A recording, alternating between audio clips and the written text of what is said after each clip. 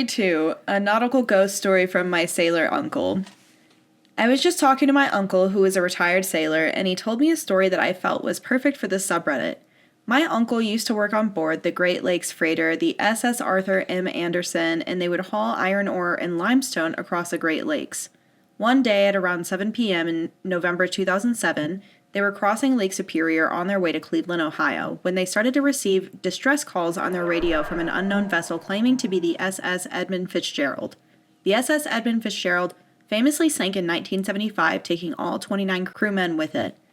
Well, he said, at first they all thought it was some kind of distasteful prank, until they checked the radar and found that there were no other ships around for at least 70 nautical miles, and the range on the radios was only 60 nautical miles.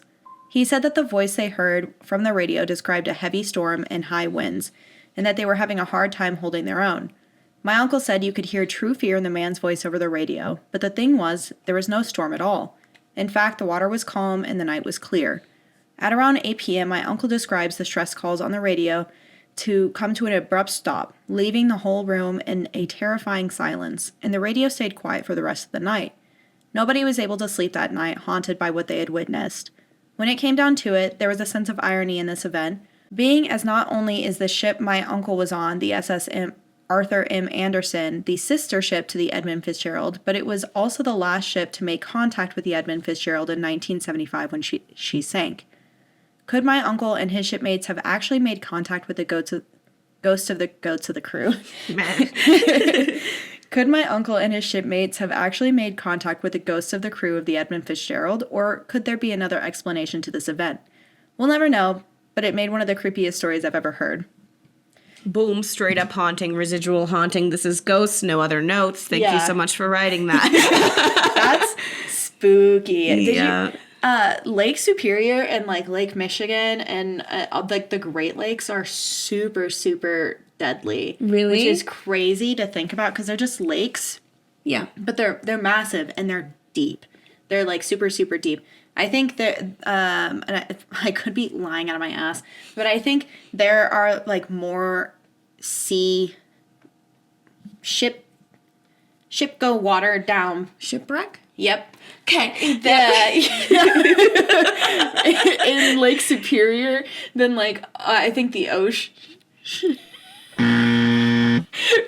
Let me. I don't want it to be true, but like that's an interesting fact if it is, right? No, I lied.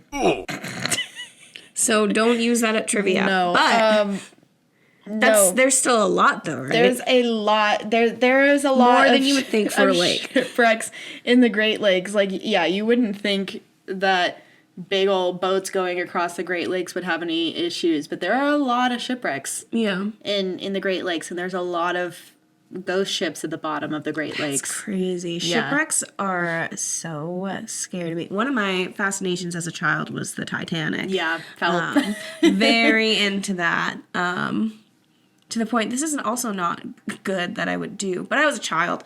When I would be at the swimming pool after my swimming lessons, I would be like hanging on the side of the pool and scooting around. I'd play Titanic, and I'd be like, okay, we have to escape the flooding waters. It would also be that thing of trying to hold your breath for as long as you could to see if you would be able to. Yeah, I had asthma. I would die. I learned that from an early age. Yeah, I cannot hold my breath for that. I can't hold my breath.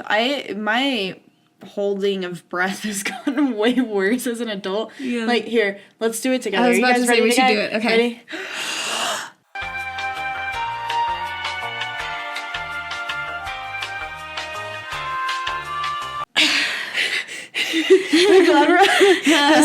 Okay, that was like 42 seconds. So we got 42 seconds to make it out of the Titanic before we die. I think we'll be fine. People who can hold their breath underwater for like 3 minutes. Insane to me. How is that possible? I think Juno can hold her breath for a long time because she was doing free diving. I don't know if she still is, but she was like practicing that. Interesting, yeah. That's crazy. Mm-hmm. That's baffling to me that people can do that. It's a testament to the lungs of a functioning human being. That would be very scary. What is the difference between a nautical mile and a regular mile? I want to know that too, because I was like, yes, the nautical miles. Yeah. How far? It's like a 5K actually means 3-something miles. Right. Okay, so it's a mile plus some change. Okay. Is it because of... Oh, hi, Can Reddit. someone explain a nautical mile? Explain it to me like I'm 5, please. Okay, so someone did explain it, but I'm not smart enough to understand what they're saying. Perfect. I guess we'll never know. It's because the Earth is a circle. Cool. Gotcha. Yeah, anyway, so yeah, damn, that's like pretty crazy. If you know how to explain it to me like I'm 5, do that in the comments. Yeah, no, that would be scary. That's also another that reason, not I mean in specific, but also in specific, the reason of getting something over a radio frequency that is not there. I think about that in like fire watch towers. If you ever think of that, or like lighthouses. Yeah. I don't know why, but I think about that way more often than makes sense because I'm never going to work in a fire watch tower and I'm never gonna work in a lighthouse, but 2 years from now. but I think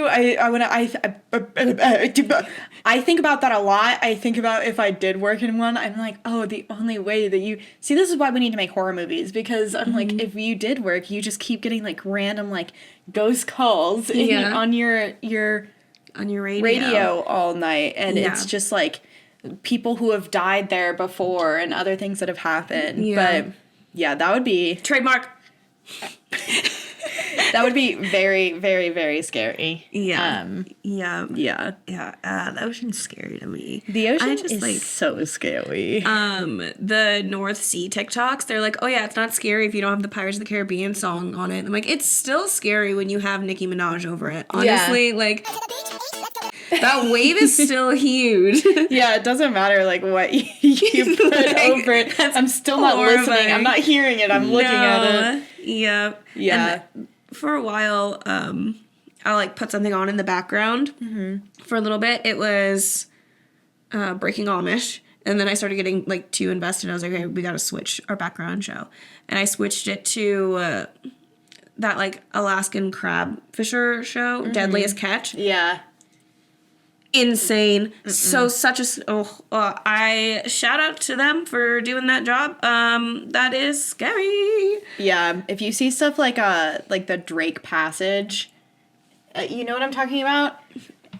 My brain went to like Kiki, do you love me? I was like, what is happening? No, it's the passage between I believe like the tip of Argentina and the South Pole. Am I right? I am. And, yep. Yeah. Anyway, big brain over here. Did you do good in geography? I guess I did okay. Yeah, but A+. It is the currents between the two oceans are meeting, so that they're obviously two different temperatures. So they make this incredibly deadly passageway for boats to go through and ships to go through. Yeah. Like, it is incredibly dangerous. And, I mean, that's a way around for a lot of people. So ships go through there a lot.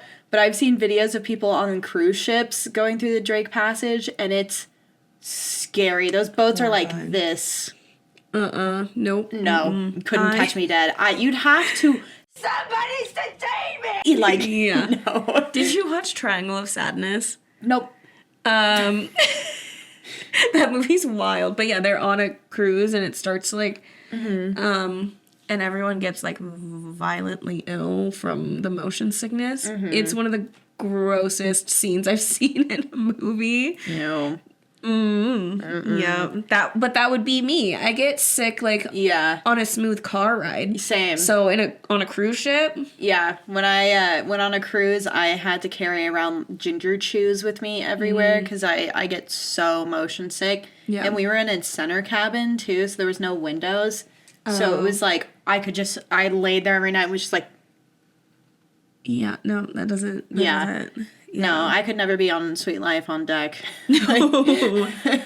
Living on a cruise ship for that long, there's no way. One of my friends is on a cruise right now, her and her sister.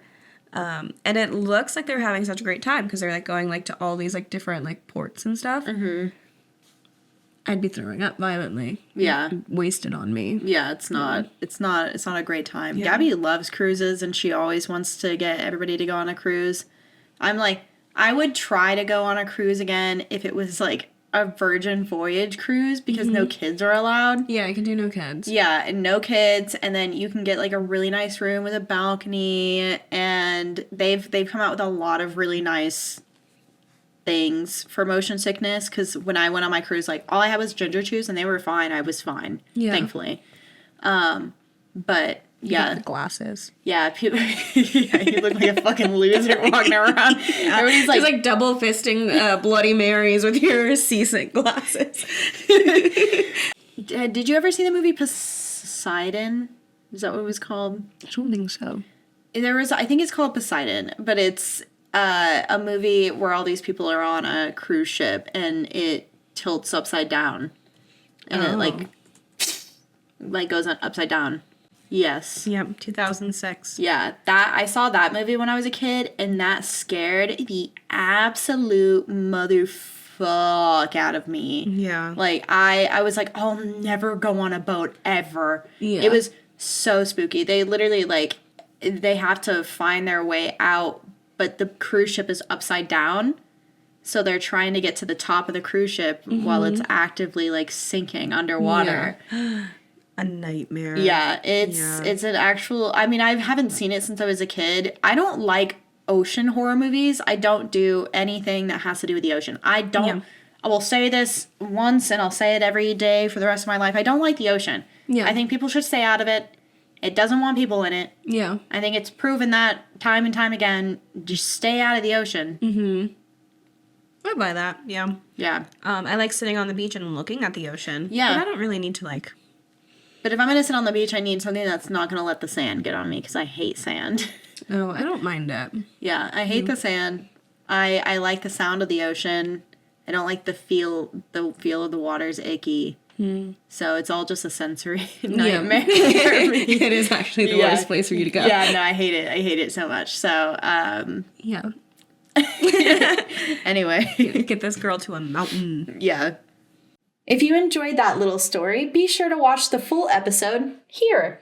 And make sure you like, subscribe, and all that jazzy. Jazzy? I see what you did there. Wait, what was that?